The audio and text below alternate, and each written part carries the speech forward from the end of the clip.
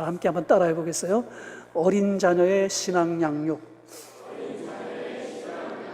어린 자녀의 신앙 양육. 어떤 사람이 재미있는 말을 하더라고요. 중년 이후 최악 사항 3가지가 있는데, 중년 이후 최악 상황 3가지는 뭐냐? 돈 없이 오래 사는 거. 이거 최악 상황이라는 거예요. 두 번째는 건강 잃고 오래 사는 거. 이것도 최악 상황의 하나랍니다. 거기다가 배우자 없이 외롭게 오래 사는 거. 이게 최악 상황의 3번째랍니다. 근데 여러분, 진짜 최악 상황은 예수님 없이 오래 사는 겁니다. 인정하시면 아멘.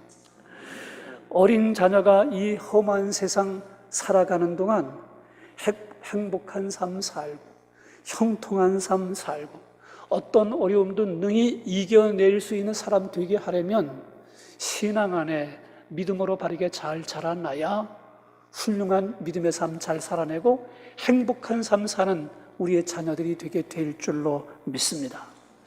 우리의 어린 자녀들을 신앙으로 기르지 않기 원하는 부모가 어디 있겠어요? 신앙생활하는 분들은 다 그렇게 하고 싶죠. 그렇지만 그게 그렇게 쉽게 녹록지 않다는 걸 우리가 압니다.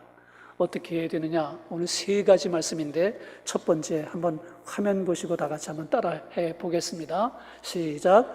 자녀들을 하나님께 나아가게 해야 합니다. 아멘. 우리가 신앙으로 자녀들을 바르게 잘 길러 예수님과 동행하며 사는 인생 살게 하려면 자녀들을 하나님 앞에 나아가게 해야 된다는 것이에요. 오늘 함께 봉독한 누가복음 18장 15절에 보면 사람들이 예수의 만져주심을 바라고 자기 어린 아기를 데리고 오매 제자들이 보고 꾸짖었다 한 말씀이 나옵니다. 여기서 만져주심을 바란다라는 이 성경 번역은 다른 한글 개역 성경에서 번역하기를 손을 얹어 축복해 주시기를 바라고 라고 번역했습니다. 그러니까 엄마가 어린 아기들을 데리고 주 예수님께 축복해 주시기를 바라고 데리고 나온 거예요. 이런 어머니의 정성 어린 자녀 양육이 우리 아이들을 믿음으로 자라가게 하고 예수님과 더불어 동행하는 신앙의 삶을 살게 합니다. 인정하시면 아멘. 아직 엄마 아빠의 얼굴도 잘 분별하지 못하는 아주 영아 수준에 있는 아기일지라도 교회 안에서 예배 드리고 찬송하고 이런 환경 가운데서 자라난 아기들은 심성적으로 그런 영향을 받아서 나중에라도 신앙생활 잘 할 수 있는 그런 아기가 됩니다.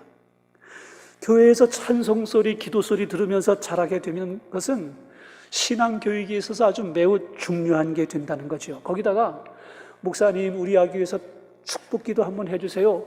엄마의 믿음으로 아기 데리고 나와서 목사님께 안수기도라도 한번 받게 하고, 이렇게 열성적으로 자녀들을 신앙으로 기르려고 하는 열심이 있게 되면 그 아이들이 어렸을 적부터 목사님의 기도 가운데 자라고 기도하고 찬송하고 예배드리는 게 자연스러워지게 되고 이렇게 되는 거죠. 유대인들의 경우는 전통적으로 아이가 12살 될 때까지 신앙교육은 어머니가 맡아서 했습니다. 성경, 구약성경이죠. 구약성경도 읽어주고 토라를 공부하게 하고, 그렇게 해서 12살까지는 엄마가 기르는 거예요. 엄마가 신앙적 그 지도를 하는 거예요. 그리고 12살이 지나고 난 그 이후로부터 성인이 될 때까지는 아버지의 몫입니다. 아버지가 신앙생활의 모델이 되고 함께 신앙생활 잘 할 수 있도록 안내해 주는 역할을 아버지가 하는 것입니다.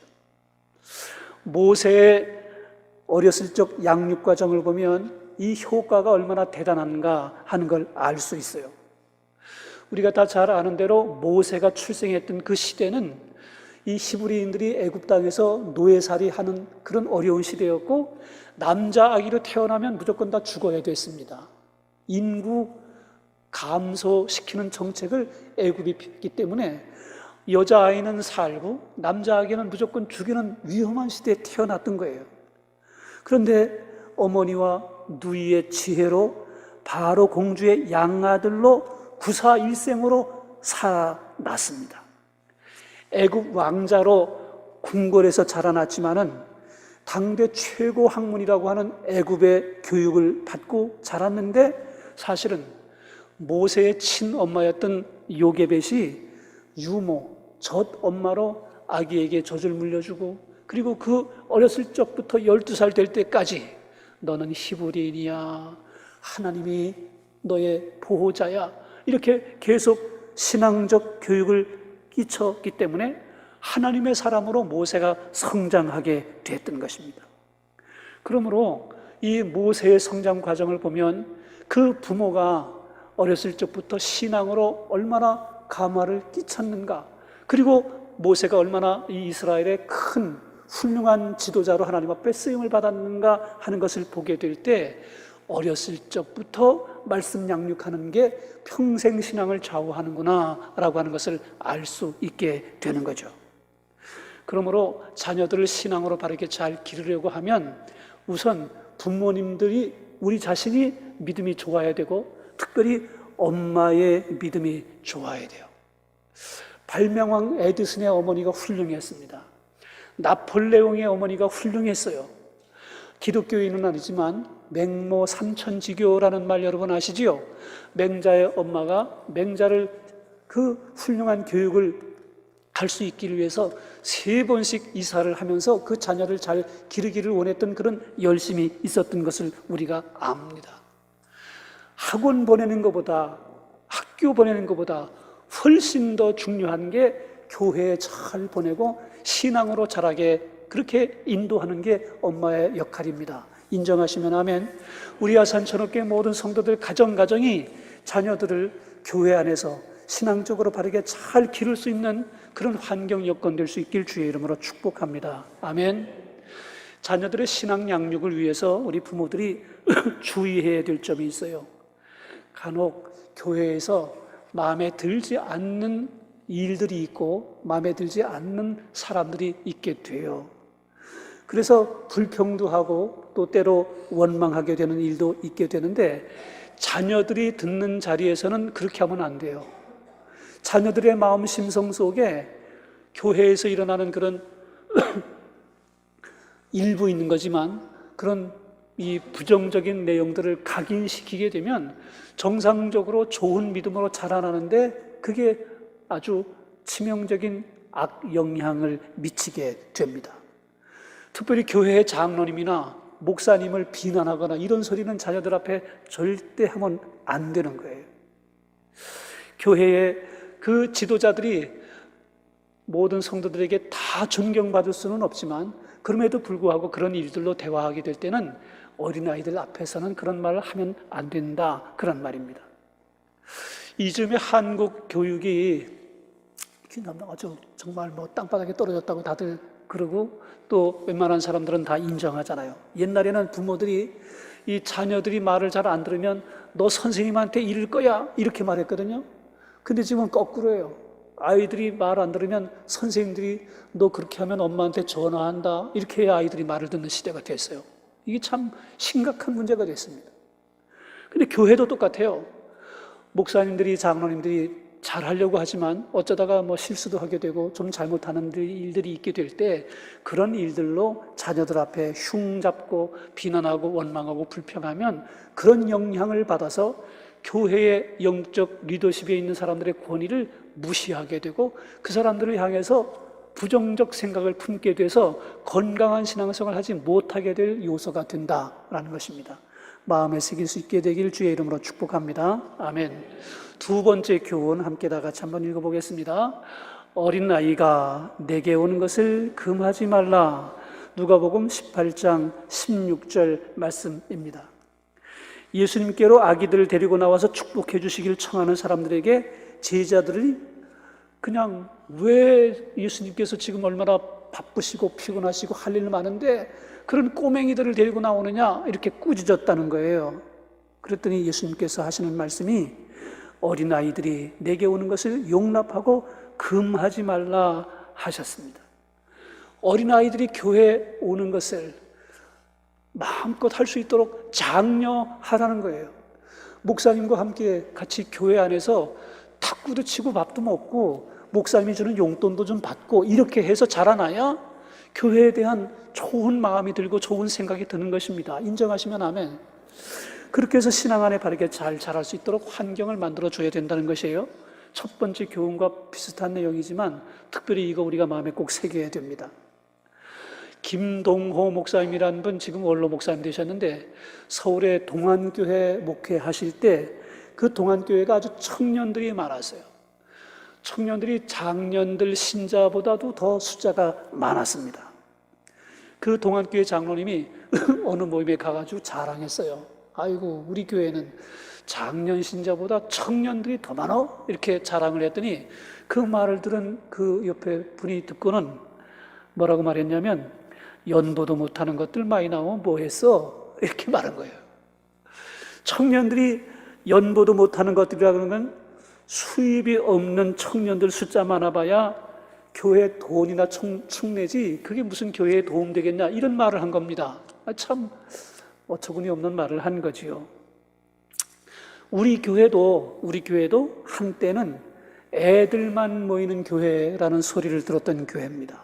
동네 사람들이 우리 교회를 애들이 많아 이렇게 칭찬하는 말이 아니라 저 교회는 어른 신자는 없고 애들만 모였어 이렇게 얕잡아보고 한 말이었던 거예요. 그 애들만 모여든 교회, 그 애들이 누구였냐면 우리 박지연 집사님, 김은정 집사님, 백희정 장로님, 오늘 유아세례 받은 애기 엄마 김진숙 집사님 중학교 1학년짜리였던 그런 애기였습니다. 근데 여러분 보세요. 그 사람들이 자라서 결혼도 하고 아이도 낳고 교회의 장로님도 되고 중직이 되고 저들이 잘 자라니까 우리 교회가 이렇게 안정되게 행복한 교회가 될 수 있는 아주 중요한 헌신자들이 되었습니다. 예수님께 아이를 데리고 나온 사람들을 꾸짖었던 제자들의 마음도 왜 애들을 데리고 오냐, 어른들을 데리고 와야지, 아마 이런 마음이 아니었을까 싶습니다. 그러나 여러분, 아이들이 교회 안에서 마음껏 뛰놀고 그런 아이들의 교육에 힘껏 투자할 수 있는 교회가 돼야 건강한 교회가 됩니다. 인정하시면 아멘. 그런 교회가 부흥하는 교회가 되는 거예요. 장년 신자는 많은데 교회 학교가 없는 그런 교회가 아주 점점 더 많아지고 있습니다. 이게 심각한 문제입니다. 물론 자녀를 출산하지 않는 영향도 있지만 그만큼 어린이, 중고등학생들 전도를 잘 못하고 있다는 측면도 돼요. 우리 교회는 어린아이들이 넘쳐나고 중고등부 학생들, 청년들이 점점 더 많아지고 서울동안교회처럼 장년 신자보다 청소년들이 더 숫자가 많아지는 그런 놀라운 부흥의 은혜가 있는 교회가 될 수 있기를 주의 이름으로 축복합니다. 아멘. 잘 되는 집안은 아이들이 활기차고 생기가 넘쳐요. 어디에 가서나 구김살이 없고 자신감이 있어요. 당당해요. 그런데 쭈그러지는 집안은 애들이 다 기가 죽고 어디 가서도 그냥 비실비실하고 말 한마디 못하고 그렇게 됩니다. 우리 교회에서 자라나는 아이들은, 우리가 어떤 아이들 같은 경우에는 교회 나온 지 얼마 안 돼서 교회에서 어떤 행동을 해도 되고 어떤 행동을 하면 안 되고 이런 걸 잘 모르는 아이들이 간혹 있어요. 그러나 잘 친절하게 지도하고 가르치게 되면 그 아이들이 교회 안에 잘 정착하게 되고 큰 일꾼 되는 것입니다. 너 그따위 하려거든 교회 나오지도 마, 이런 소리는 입 밖에 절대 내면 안 되는 거예요. 꼭 마음에 새길 수 있게 되길 주의 이름으로 축복합니다. 아멘. 세 번째 교훈입니다. 다 같이 함께 읽겠습니다. 시작. 성도는 어린아이처럼 살아야 합니다. 아멘. 누가복음 18장 17절 말씀 보면 내가 진실로 너희에게 이르노니 누구든지 하나님의 나라를 어린아이와 같이 받들지 않는 자는 결단코 들어가지 못하리라 하시니라. 누가복음 18장 17절 말씀이에요. 이 말씀 무슨 뜻일까요? 어린아이의 특성이 있습니다. 순수함, 겸손함, 그리고 부모를 신뢰하고 의존하는 의존성이 있습니다. 세파에 물들지 않은 어린아이의 심성은 아무런 칠도 칠해지지 않은 순백색 도화지와 같아요. 그래서 쉽게 복음을 잘 받아들이는 그런 심성을 갖고 있는 연령대입니다. 그러므로 어린아이와 같이 하나님 나라를 받든다는 의미는 어린아이처럼 순수하게, 겸손하게, 그리고 어린아이가 부모를 절대 신뢰하고 의존하듯이 하나님을 신뢰하는 사람을 가리키는 것이에요. 우리 영현이가 오늘 일본 갔다가 어제 귀국해가지고 오늘 예배에 참석했는데, 우리 영현이가 한 4살 정도쯤 됐을 때 제가 수영장을 갔어요. 제 집사람은 수영을 못해요. 물에만 들어가면 빠져 죽는 줄 알아요. 근데 남자아이들이니까 활동적인 걸 좋아하잖아요. 그래서 큰 애는 제가 데리고 들어가서 수영을 가르치고, 둘째 우리 영현이가 4살이었는데 엄마하고 바깥에서 막 뛰댕기는 거예요. 그래서 제가 수영을 좀 물속에 들어가서 놀아야지, 엄마 옆에서만 그렇게 하면 수영을 물이 무섭고 못 배우니까 불렀어요. 영현아, 이리 들어와라. 그랬더니 이 녀석이 물 밖에 있다가, 제가 이만큼 오는 데 있었거든요. 아빠를 보더니 그냥 주저하지도 않고 냅다 달려서 물로 푼둥 들어왔어요. 4살이에요.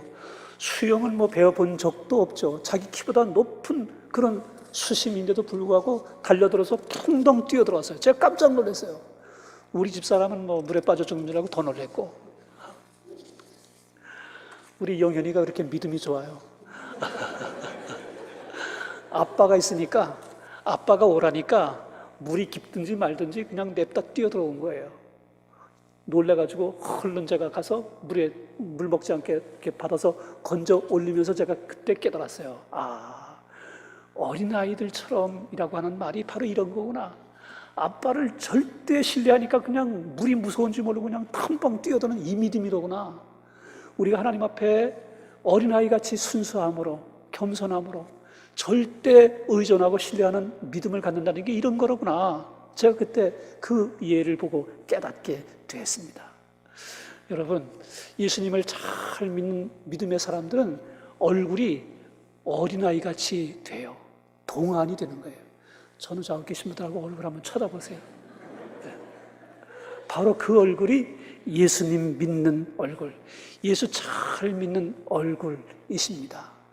평안하잖아요. 마귀같이 생긴 얼굴은 한 사람도 없잖아요. 이렇게 우리가 어린아이같이 순수함을 유지하게 될 때 하나님 앞에 우리의 건강한 신앙생활을 통해서 우리의 자녀들을 평생 주 예수님과 동행하게 하는 그런 믿음의 사람들로 길러낼 수 있는 겁니다. 우리 아산천옥교회 모든 성도들의 가정이 이런 가정이 되고 우리의 모든 자녀들이 행복한 신앙생활을 하는, 그래서 어느 곳에서나 예수님과 더불어 함께 거하는 임마누엘 신앙을 소유하는 모든 성도들의 가정, 자녀들이 다 될 수 있길 주의 이름으로 축복합니다. 아멘.